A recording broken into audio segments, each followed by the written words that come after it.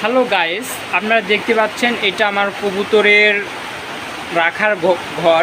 আমি কবুতরকে এখানে রাখি।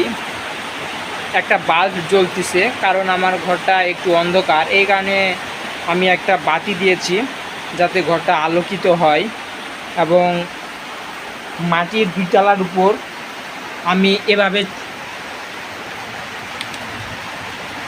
চট দিয়েছি ফ্লোরের মধ্যে। এবং কবুতর যখন টয়লেট করে তখন এই ফ্লোরের উপর পড়ে। আমি এটা প্রতিনিয়ত পরিষ্কার করি, কিন্তু কিছুদিন হচ্ছে পরিষ্কার করতে পারিনি। আপনারা অবশ্যই 10 দিন পর পর পরিষ্কার করবেন, তাতে ঘরটা অনেক পরিষ্কার থাকবে।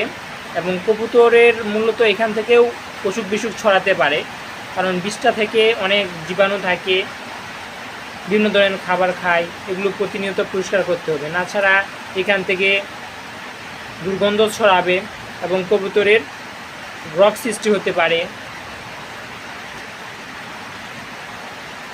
এবং ফ্লোরের মধ্যে কখনোই খাবার দেওয়া যাবে না। খাবার অবশ্যই খাবার পটের মধ্যে দিতে হবে, কারণ তাছাড়া অনেক সময় খাবার পড়ে থাকে, এই খাবারগুলো খেয়ে কবুতরের বদ হজম হতে পারে। এই কারণে আপনারা সবসময় খাবার কোনো পট অথবা কোনো পাত্রের মধ্যে দেওয়ার চেষ্টা করবেন, তাতে খাবার নষ্ট হবে না এবং খাবার ভালো থাকবে।